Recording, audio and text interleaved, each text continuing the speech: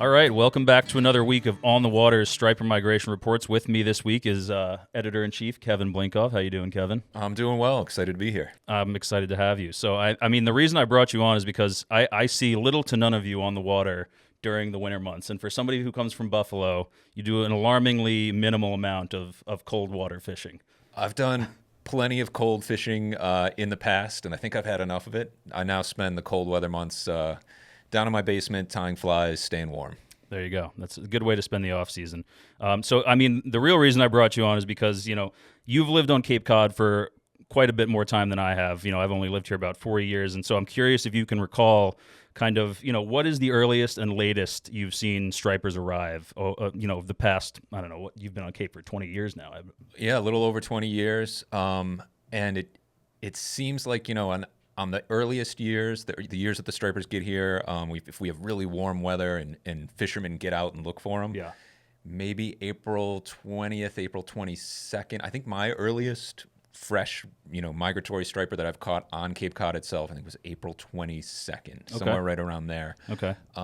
But usually, yeah, that's about when they start to show up. Some people might find them a little earlier. Sometimes you get that first wave. It seems like they come from offshore. Definitely. So that first wave kind of hits the south side of the vineyard before they actually get to Cape Cod and filter up into Buzzards Bay and that. It tends to be really spotty early on, and then all of a sudden, usually by about the first week of May, it gets consistent, and you can find schoolies pretty much everywhere around Cape Cod.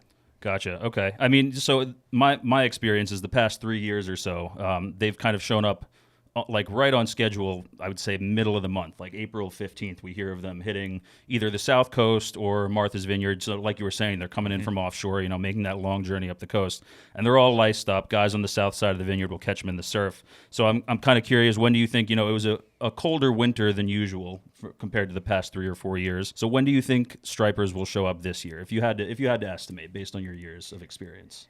So part of it is the weather, if it brings the stripers early. Part of it is if we have some nice weather that gets the fishermen out looking. The more fishermen you have out there looking for them, the more likely they are to get caught. So I'm guessing, like you said, right around the middle of the month, April 15th to 20th, we'll probably hear about those fresh schoolie stripers being caught on the vineyard. And then in the week or two after that, you'll start to hear them trickling in. And south side of the Cape, there's some areas that have holdover stripers. Some of the rivers. There's some holdover stripers up in Buzzards Bay that kind of, as it gets warm, they start moving around. So sometimes those first few fish you catch around Cape Cod, they can be holdovers. Sometimes it's a mix. I think one of the earliest fish I ever caught, I wanted to say it was fresh, but I looked at it and it was like pretty clear, okay, this fish has been living up in this river somewhere. Just a little bit fatter, a little more colorful, kind of. It looked like it had spent a winter on Cape Cod. So if you think of like a person who spent a winter on Cape Cod, a little beat up, looked a little beat up, a little rough, a little tired, darker color, no lice. It had a little fungus on the fins even. I said, okay, this fish has been holding over and through it. But yeah, then you start to all of a sudden in one spot, you know, on one tide, you'll catch nothing one day. You'll go there the next day, you'll catch, you know, 6 or 7 it's just loaded schoolies, up, right? bright, shiny, covered in lice, and yeah, that's the best. That's the start of the season. That's that first Instagram post to let everybody know you're on the board. Yeah. And so you mentioned there's a lot of rivers on Cape Cod and in the Cape Cod area, you know, south coast of Massachusetts that have these holdover populations. That tends to be where I will catch my first stripers of the year, and it's usually like you were saying, last week of April, maybe the first weekend in May, but you spend a lot of time on the kayak. So are you kind of focusing on, you know, salt ponds, harbors, rivers, things like that, or are you spending time out in open water in Buzzards Bay looking for fish from the kayak? So the first schoolies definitely come, obviously, they have to come through open water. So that's why you see them on places like when they show up in Rhode Island, it's on the south coast, it's open ocean, you know, or ocean-facing, sound-facing beaches and shorelines. You see that a little bit too on the south side of Cape Cod. But those fish tend to move into warm water. They seem to be seeking out the warm water. Right. So I usually don't bother with the kayak for my first couple weeks of the striper season here on Cape Cod. Okay. I'll be in waders because I'm looking for areas, you know, it seems like those fish, they show up, they go right into rivers, inlets, harbors. They go to the backs of the marshes where the sunlight is warming things up. You'll see a lot of grass shrimp. You'll see a lot of silver sides, small sand eels, I think a lot of times this time of year. And that's where those schoolies tend to be. So get a lot of herring in there too. Yeah, anywhere there's a herring run. Yeah.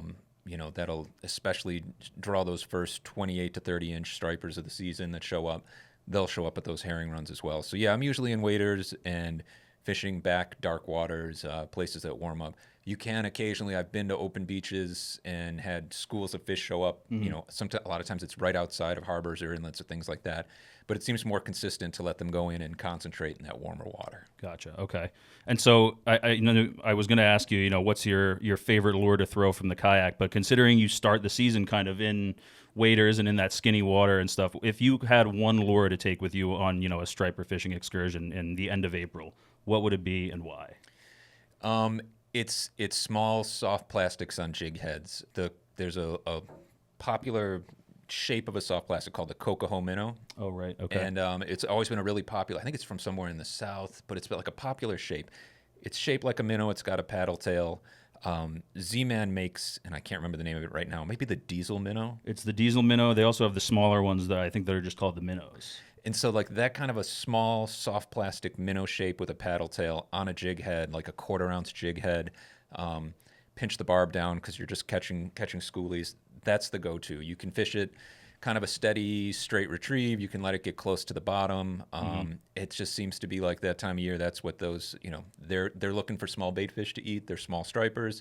That's always been the most productive lure for me. Kind of fishing it low and slow. Low and slow for the most part. Yeah. It can happen pretty quickly, but for the most part, early on, water's still cold. I'll see a lot of times the first fish that I catch, I miss the first couple hits because they're kind of biting the back of the lure. Right. Or they're maybe following it and being a little hesitant. They're not always very aggressive, but pretty quickly the water warms up, and you can get them. Striped bass will start feeding top water and being more aggressive.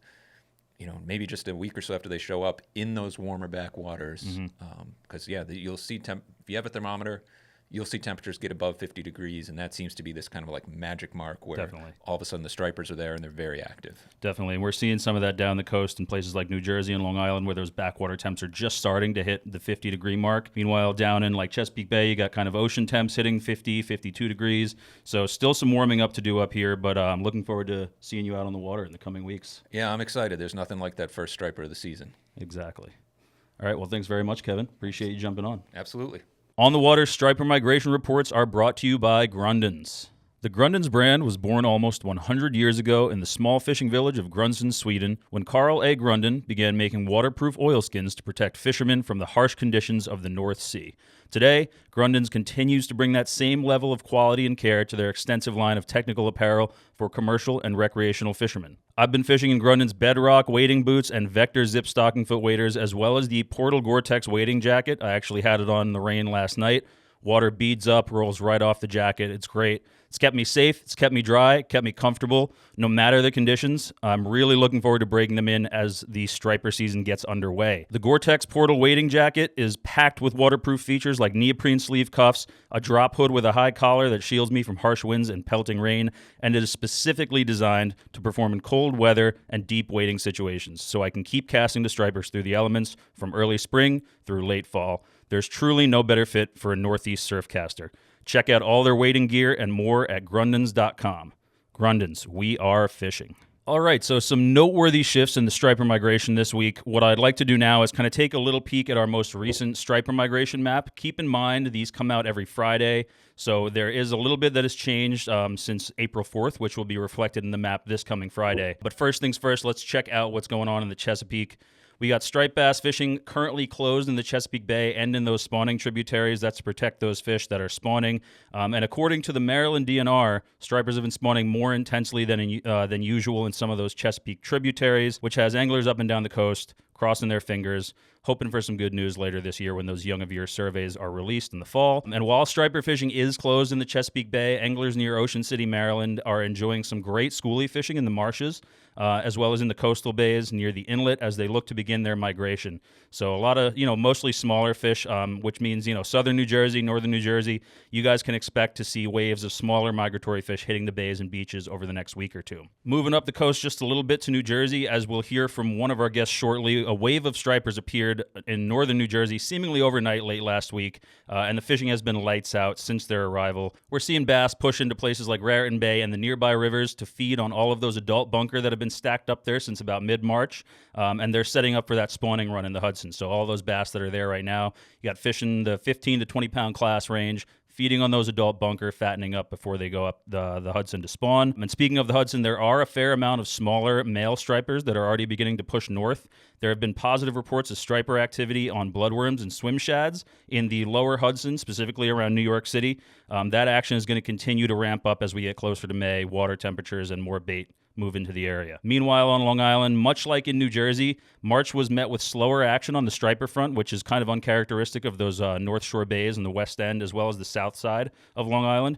However, the fishing has drastically improved since late last week, with more bass in the backwaters on the West End. The difference here is the lack of bunker that Jersey has been enjoying since, middle of March. Most of what shore and kayak fishermen are seeing in Western Long Island is an influx of spearing, which is common, but we could use some of those adult bunker to really get things going in the Western Long Island area, both in the Sound and on the South Shore in places like Jamaica Bay. Skipping across the Long Island Sound, Connecticut is seeing good bass fishing in lower portions of their tidal rivers and in many of the harbors and bays as well. There's been some action on bloodworms, and there's also plenty of herring making their way up some of those Long Island Sound tributaries, and that is a big contributor to the improved early season action in that neck of the woods. All right, so to tell us a little bit more about what's been going on in northern New Jersey since that bite really shifted and all those bass showed up late last week, we're going to introduce our guest from TAK Waterman in Long Branch. Please welcome Mike Gleason. So the striped bass fishing the last 2 weeks has been a slower start than normal, at least over the last probably 3 to 4, 5 years. Been a pick, small fish, resident fish, on bait mostly, and then but the last 3-4 days a wave of fish pushed in. Been a solid plug bite. The class of fish that's around right now is anything from schoolies up to 20 pounds. Been a nice body of fish though. The bait that's currently in the water right now, we have a lot of adult bunker. There's bait everywhere. We also have spearing in the rivers, but the predominant bait is going to be bunker. As far as changes over the next 2 weeks, we got a moon coming. I expect another wave of fish. Got a lot of wind coming. Anything that stays up in the ocean should push the bay. Just expect another wave of fish. It seems like every tide, every day, the fishing's getting better. More fish are coming in. We just have more fish coming to us right now. Looking forward to the next 2 weeks. On the Water, striper migration reports are also brought to you by Quantum. Stripers are back, and so is Quantum with their new Benchmark and Strive spinning reels. I had a chance to fish the surf with the Benchmark 6000 during the fall striper migration last year, and it is a true workhorse. Performs great in all kinds of surf, but especially in that heavy, rough surf that you get during the fall run and even during the early spring when all those storm systems are moving through. The 6,000 size Quantum Benchmark boasts 35 pounds of fish-stopping drag power, and like all Benchmark models, it is highly resistant to heavy water pressure and sand or salt intrusion, which makes it a great choice for fishing big surf. The Strive 3000 spinning combo, which includes the same water-resistant qualities, was a top performer from the kayak and boat when stripers and bluefish fed alongside schools of large bonito last fall. The fully sealed Strive spinning reel is complemented by a sensitive but durable graphite composite rod with a stainless steel guide train, so I can focus on fighting fish with confidence instead of worrying about chipped, scratched, or corroded guides. To learn more about how Quantum is setting the new standard in saltwater fishing, check out quantumfishing.com. Quantum, tested beyond limits. All right, thank you, Mike. We are so glad to hear the striper bite is finally taking off in northern New Jersey. Bait has certainly been there long enough, and with a wave of fresh fish that just moved in, it sounds like Jersey is going to have a good bite ahead. Now, as previously mentioned, we've got a similar situation on Long Island where the western bays have been fishing much slower than usual until just last week. Clearly, the stripers are starting to put on the feed bags before heading up the Hudson to spawn. So let's kick it over to our next guest from western Long Island. He's a regular contributor to On the Water. He's a Long Island Fishing Report author. And if you got a copy of the 2025 Mid-Atlantic Angler's Almanac from On the Water, he's the man on the cover. Please welcome Jack Larizadeh. Hey guys, Jack Larizadeh here. I'm happy that it's spring. I'm back fishing. I think we're all happy that we're back fishing. Over the last month, I'd say fishing has been pretty tough. In years past, I'd normally by mid-March have a couple fish in the 15 to 20 pound range. This year we had a real winter. The North Shore bays I typically fish in Long Island were frozen, so that definitely had something to do with it. But I'd say the bite really got going about 2 weeks ago, and I've been having fish in the 15 pound range on the outgoing tide of the North Shore bays. These fish right now are hitting everything from mag darters to the largest size floating SP minnow. I'd say the biggest bait that's around is spearing. I haven't seen much bunker yet. That said, in the next week or two, the water's going to warm up a bit, and I think we're going to start seeing a lot more fish throughout our tides, especially in the super far western sound. I think it won't be as much of a grind, but I think you'll have to pick them apart on certain tides. I always prefer the outgoing, especially around creek mouths and the mouth of different ponds. That being said, I have been fishing in New Jersey quite a bit this spring, and that actually started off slow.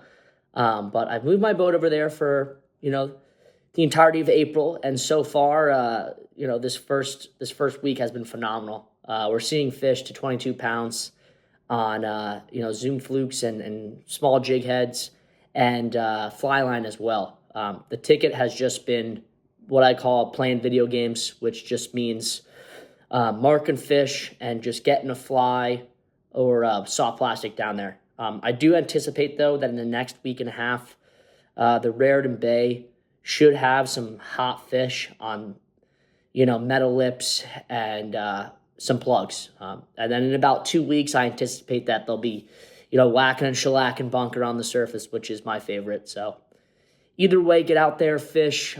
It's going to take a second to dial into the tides when the fish are chewing, but once you're on them, it should stay that way for a while. I mean, the spring patterns are very consistent.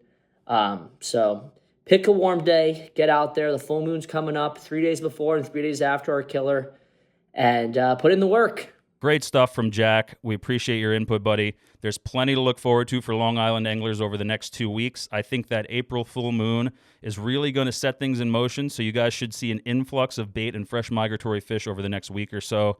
With that, let's get some insight on the bigger picture from our friends over at Canyon Runner. On the Water Striper Migration Reports are brought to you by Canyon Runner. The Canyon Runner virtual captain and tracking map is coming soon to inshore anglers chasing stripers and all other inshore species for as low as $99 a year.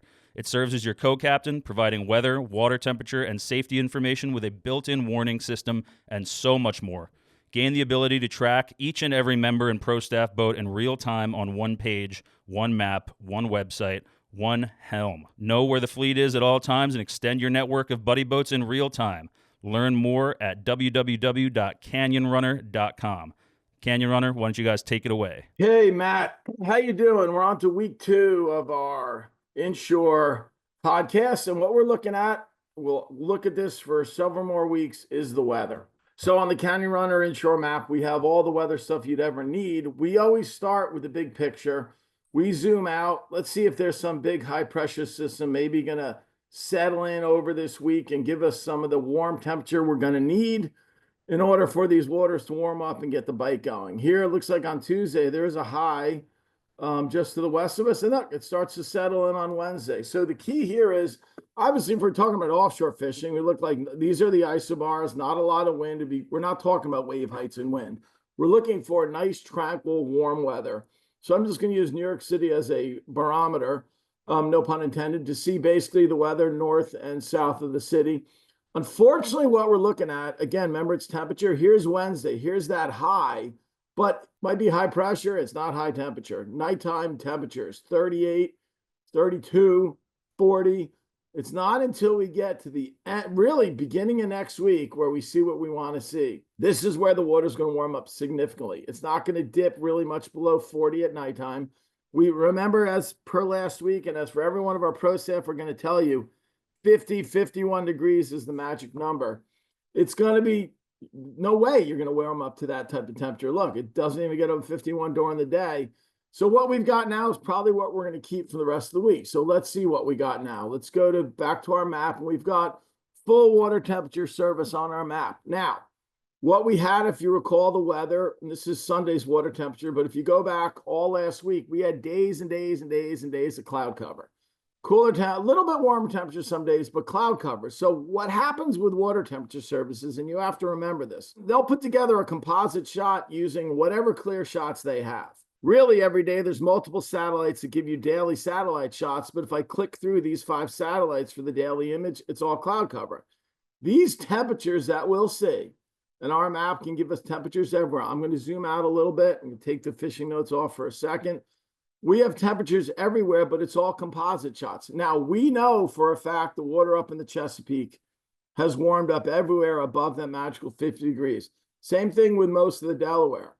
But right now, any water temp surface you're looking at, it's all cloud covers. These numbers, these 45 degrees out in the ocean, some of the stuff up in here, it still says 40. That's not actually the temperature. So what we've done with our services, a lot of our boats, half of them basically nowadays have Starlink. We're able to put something on their boats that actually gives us the real-time water temperature. So here you go. Even though the satellite systems or satellite water temperatures will say it was 45 degrees, it was really 49 degrees. And back in the bay, it's 48 here. This was on April 1st, by the way. It was, but back inside the bay, you click on this, it's 54 degrees.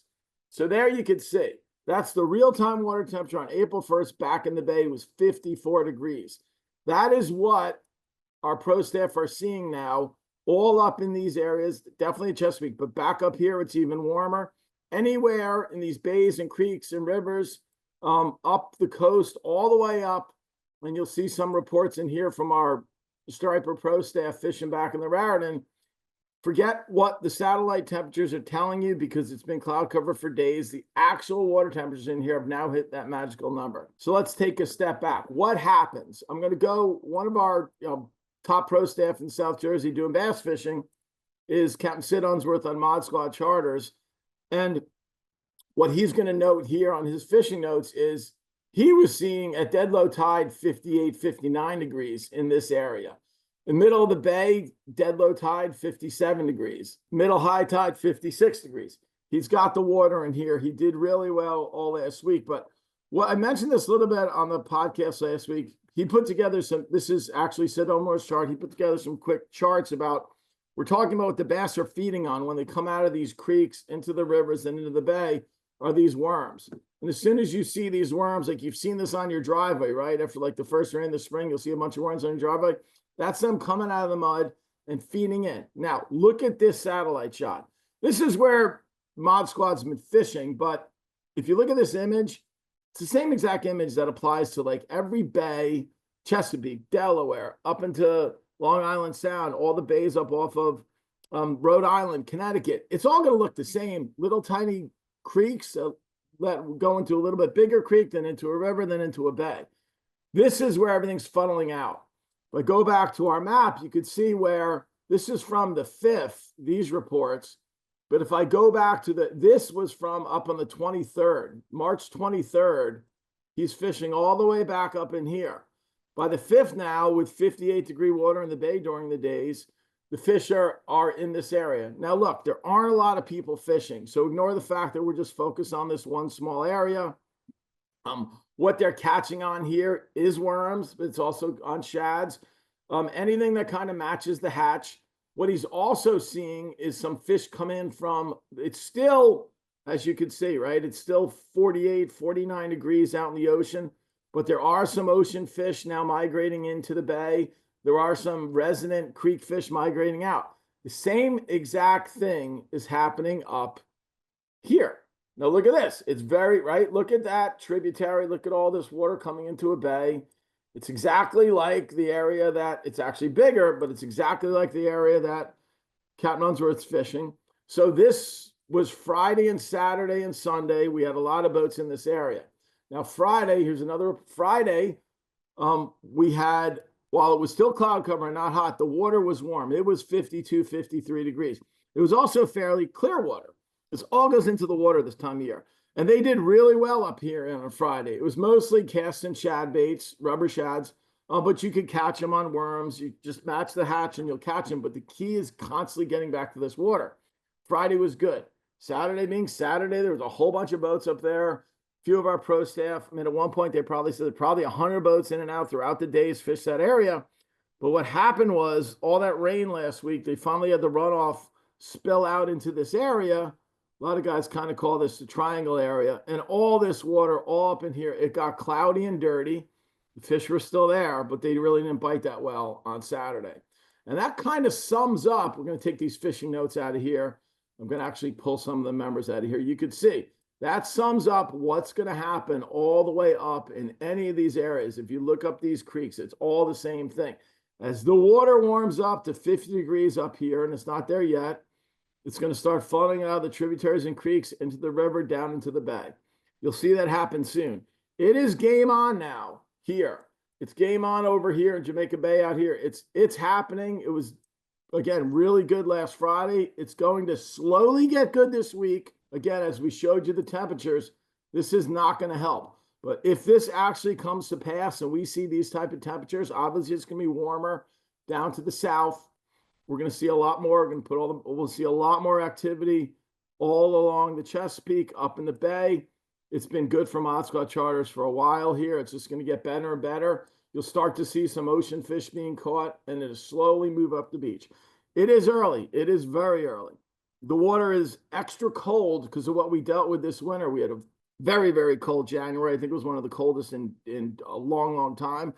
Chilled all the water down, and we're going to deal with it for a little bit. We need a stretch of this weather. If we get it, it's going to turn on as soon as it gets 50, 51 degrees. Try not to fish on a day after there's been a lot of rain. By the time that runoff gets to where you're going to be, like what happened on Saturday up in this area where our boats were fishing, it just turned it off. But other than that, folks, you should start to get pretty excited. If you're not ready yet, you got to get ready. It's going to happen anytime soon. Yes, out here, it's probably going to be end of April. And here, it's probably going to be another week or two. But it's going to happen, and we hope it happens for everybody. Thanks a lot, Matt. And we'll talk to you soon. Talk to you folks next week. Bye-bye. On the Water's striper migration reports are also brought to you by Garmin Marine. Whether you're setting up to hold position on a rip line or inching your way toward a boulder-strewn beach, Garmin's force crack and trolling motor is up to the task in any saltwater environment. With autopilot features like anchor lock, cruise control, and route following, which can all be controlled via wireless remote, this bow-mounted trolling motor is built to help you make the most of your inshore fishing trips, regardless of the conditions. The force crack and trolling motor is available in a range of shaft lengths from 48 to 90 inches for bay boats, center consoles, down east style hulls, and more. Learn more about the force crack and trolling motor and everything Garmin Marine has to offer at www.garmin.com. Garmin, engineered on the inside for life on the outside. Thanks again to our guests, Mike Gleason from TAK Waterman in Long Branch, New Jersey, as well as Jack Larizadeh. And of course, thank you to Canyon Runner for giving us the big picture on the entire striper coast. So as we head into mid-April, we're going to see heightened activity from resident fish in places like Rhode Island and Cape Cod, where holdover fishing has been steadily improving with the arrival of more river herring. That's a big contributor to the spring bite. In years past, the first migratory fish to reach Massachusetts, as Kevin and I discussed, have shown up off Martha's Vineyard or the south coast of Massachusetts right around April 15th. I'd imagine we'll see those fish arrive a week later than usual this year as we wait for ocean temperatures to climb into the high 40s. Look to that full moon, the pink moon, happening on April 12th for some big fish movement. We'll definitely see, I would imagine, an influx of not only bait along some portions of the coast, but migratory stripers making their first showing in places like Connecticut and Rhode Island. So we are about halfway through April at this point, which means we're just 2 weeks out from the start of On the Water Striper Cup. If you haven't joined, I highly recommend doing so. You can win weekly prizes from Yeti, Bubba, Penn Fishing, Costa Sunglasses, Turtle Box Audio, lots of great stuff going out every week. We've also got, obviously, our grand prize from Robalo. It's a new R200. That's going to be given away and raffled off to a Striper Cup member at Striper Fest in late September. Lots of great opportunities to catch fish, win prizes doing it. It's all catch and release based. Go to stripercup.com for more info on that. And for more migration updates, follow On the Water Magazine and Striper Cup on Instagram. And don't forget to tune in next week for another Striper Migration Report from On the Water. Time to get out there and fish, folks. Get after it.